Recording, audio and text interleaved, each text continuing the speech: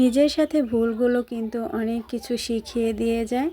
আর এই আমার পুরনো চ্যানেলে আমি প্রচুর পরিমাণে ভুল করেছি, সেই ভুলগুলোই একটু একটু করে শুধরে নেব আর তোমাদের সাথে শেয়ার করব। আর কি কারণে আমার পুরনো চ্যানেলটা অফ করে দিতে হয়েছে সেইগুলো আজকে তোমাদের সাথে শেয়ার করব, অবশ্যই পাশে থাকবে। হ্যালো এভরিওয়ান, আসসালামু আলাইকুম। সবাই কেমন আছো? আলহামদুলিল্লাহ আমি ভালো আছি। আমি সাথী বলছি শরীয়তপুর থেকে। আশা করছি যে যেখান থেকে আমার ভিডিওটা দেখছো আই হোপ সবাই অনেক বেশি ভালো আছো। এই তো সকালে থালা বাসনগুলো একটু ধুয়ে নিলাম। আর হয় কি, থালা বাসন, ঘর ঝাড় দেওয়া, কাপড় চোপড় ধুয়ে রোদে দেওয়া করলেই দেখা যায় সব কাজ শেষ। কিন্তু তুমি কাপড় চোপড় রোদে না দিয়ে থালা বাসন ঘরের মধ্যে থাকলে আমার কাছে মনে হয় প্রচুর প্রচুর কাজ পড়ে রয়েছে, আর সেই কাজগুলো না করতে একদমই ভালো লাগে না। ঘরের মধ্যে আমার কাছে নিজের শরীরের মধ্যে ভার ভার লাগে। আর আচ্ছা, এটা কার কার সাথে হয় অবশ্যই কমেন্টে জানাবা। এই তো থালা বাসনগুলো আস্তে আস্তে ধুয়ে নিলাম আর তোমাদের সাথে আজকে কিছু কথা শেয়ার করছি। আমার পুরনো চ্যানেলে না আমি অনেকগুলো ভুল করেছি, তার মধ্যে প্রধান ভুল হচ্ছে আমার আত্মীয় স্বজন এবং কি আমার পাড়া প্রতিবেশীর কাছে আমার চ্যানেলটা যাওয়ার কারণে বা তাদের সাথে তারা আমার চ্যানেলটা দেখার পর থেকে আমার বেশি সমস্যা হয়েছে। তারা স্কিপ করে করে কিছু অংশ দেখে সেটা নিয়ে বাজেভাবে ট্রোল করা হয়েছে আমাকে।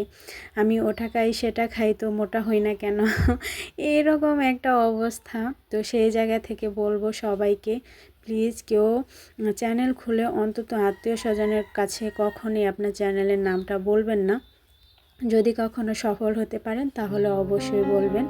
আমি তো প্রথম চ্যানেলে লাড্ডু মেরেছি, তো ভেবেছি এই চ্যানেলটা আর যাই হোক কারো কাছে আমি দিব না।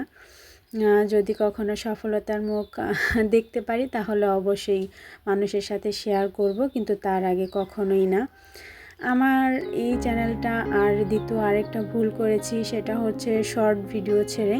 আমার ওই চ্যানেলটা মোটামুটি শর্ট ভিডিওতে ভালো ভিউজ হতো, তো সেই শর্ট ভিডিওতে ভিউজ হওয়ার কারণে কিন্তু আমার লং ভিডিওতে ভিউজ হতো না।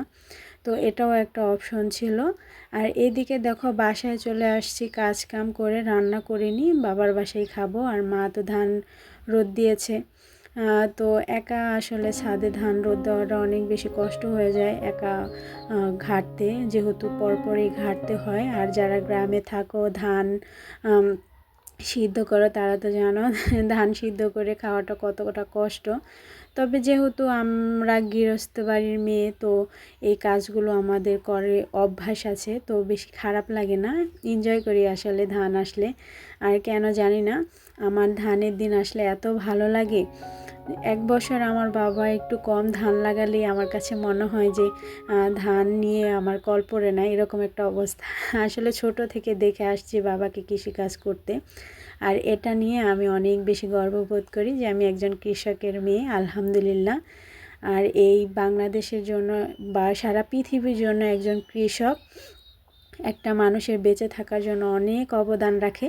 সেটা হয়তো বা অনেক ধনী মানুষ বুঝবে না, অনেকেই বোঝে না, তবে একজন জ্ঞানদার মানুষ অবশ্যই বুঝবে যে একজন কৃষকের দেশের জন্য কতটা মানে ভালো কাজ নিয়ে আসে। এদিকে দেখেন আমার ছেলে কি করতেছে, মাশাআল্লাহ বলবেন সবাই, অনেক কাজের একটা ছেলে, আসলে কাজের থেকে অকাজ বেশি করে। তো আমাকে একদম পাগল বানিয়ে ফেলছিল।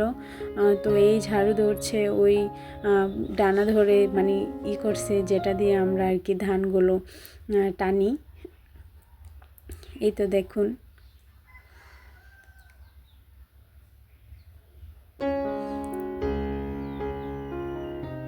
আসলে ছোট বাচ্চা থাকলে যা হয় আর কি, অনেক বেশি দুষ্টুমি করে ওরা।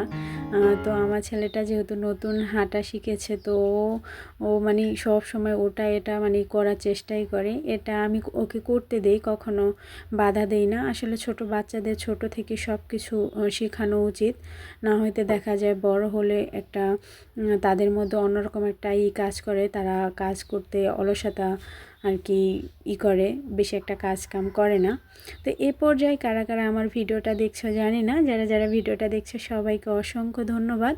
আমার এই চ্যানেলে খুবই অল্প সংখ্যক ভিডিও আছে, মাত্র 2টা ভিডিও আপলোড করা হয়েছে। চাইলে আমার এই ভিডিওগুলো দেখে আসতে পারো। আর যারা যারা নতুন বন্ধু হবে অবশ্যই কমিউনিটি পোস্টে গিয়ে একটা মেসেজ দিয়ে আসবে। কমেন্ট বক্সের নিচে কখনোই এটা বলতে যেও না, তাহলে কিন্তু আমি ব্যাগ দিব না তোমাদের। তো আমার ছেলেটা তো অসুস্থ হলে কি হবে, সে দুষ্টুমি কখনোই ছাড়বে না। তো বিকেলের দিকে দেখি যে ও ভীষণ অসুস্থ হয়ে গিয়েছে। তো তার জন্য আর কি ধান টান উঠিয়ে মা বলল যে তাহলে শরীয়তপুর চলো, ডাক্তার দেখায় আসি। আর আমার ছেলে দেখি কি অনেকেরই টুকটাক ডাক্তার দেখাইলেই ভালো হয়ে যায়, কিন্তু আমার ছেলে হসপিটাল না নিতেও কখনোই ভালো হবে না, এই একটা অবস্থা। যাই হোক, এই তো তোমাদের সাথে একটু রাস্তার পরিবেশটা শেয়ার করছি। এই রাস্তাটা খুবই সুন্দর দেখতে, মাশাল্লাহ। আসলে গ্রামীণ পরিবেশ অনেক বেশি ভালো লাগে আমার বরাবরই, আর গ্রাম অনেক বেশি পছন্দ। তো আরেকটা ব্যাপার তোমাদের সাথে শেয়ার করছি। ইউটিউব চ্যানেলে তোমরা কখনোই ভিডিও দিয়ে সেটা পার্সোনাল বা ডিলিট করবে না, এতে কিন্তু ভিডিওর বা তোমার চ্যানেলের অনেক বড় ক্ষতি হয়ে যায়, রিচ কমে যায়। সেই জায়গা থেকে তোমাদেরকে আমি একটাই পরামর্শ দিতে চাই, কেউ যারা ভিডিও বা ইউটিউব চ্যানেল খুলেছ তারা অবশ্যই প্রথম থেকেই এই রুলসগুলো মেনে আসবে, তাহলে অবশ্যই একদিন সফল হতে পারবে ইনশাল্লাহ। তবে এখানে থাকতে হলে অনেক বেশি ধৈর্যের প্রয়োজন, যাদের ধৈর্য নাই তারা কখনোই ইউটিউবে কাজ করতে পারবে না আমার মতে। তবে আমি ওই চ্যানেলটার পিছনে অনেক বেশি কষ্ট করেছি, 6টা মাস ওটার পিছনে ভিডিও দিয়েছি, এডিট করেছি। যারা ভিডিও করো তারা তো জানো কতটা পরিশ্রম করতে হয়। আর এইদিকে দেখো আমার ছেলে মানে ভিড়ের মধ্যে অসুস্থ, তারপরেও দেখা যায় যে সে এদিক ওদিক ছোটাছুটি করবে, এটা তার অভ্যাস। প্রচণ্ড কান্না করছিল। তারপর আমি এই তো দুবাই প্লাজারে গিয়ে তার জন্য খেলনা নিয়ে আসছি। কিছু করার নেই, যতবার তারে নিয়ে ডাক্তারের কাছে আসতে হয় ততবারই আমার খেলনা কিনে দিতে হয় তাকে, না হয়তো ওই আরও এক একজনের হাতে এক একটা থাকে, ওইটা নিয়ে কাড়াকাড়ি শুরু হয়ে যায়। এই হয়েছে অবস্থা। এই তো বসে বসে অনেকক্ষণ ওয়েট করেছিলাম। আসলে ডক্টরের সিরিয়াল এত বড়, 42 নাম্বার সিরিয়ালে পড়েছি। বসে থাকতে থাকতে অবস্থা খুবই খারাপ হয়ে গিয়েছে। কিছু তো আর করার নেই, ছেলের জন্য তো একটু কষ্ট করতেই হবে। আর এই তো সন্ধ্যার দিকে, তখন বাজে সন্ধ্যা না, সরি প্রায় 12টার মতো বেজে গিয়েছে। তারপরে ছেলে ঘুম আসছিল না, তো অনেক কান্নাকাটি করছিল। তারপরে এই তো মাছের সামনে এনে দাঁড় করিয়ে দিয়েছি যে একটু খেলা করো। তো তখন আপু বাসায় ছিল না, একদমই নিরিবিলি ছিল ঘরের মধ্যে। তো অনেক খেলা করে একটু শান্তি পেয়েছে আর কি। আমার ছেলেটা একটু নিরিবিলি পরিবেশ পছন্দ করে, মানুষজন দেখলে ও খেতে চায় না, তারপর ঘুম আসতে চায় না, অনেক বেশি ডিস্টার্ব করে। তো আজকে এখানেই বিদায় নেব, আর বেশি ভিডিওটা বড় করব না, অনেক বেশি লং হয়ে গিয়েছে ভিডিওটা। সবাই ভালো থাকবা, সুস্থ থাকবা। আরেকটা নতুন ভিডিওর জন্য সবাইকে আমন্ত্রণ জানাচ্ছি। আল্লাহ হাফেজ, আসসালামু আলাইকুম।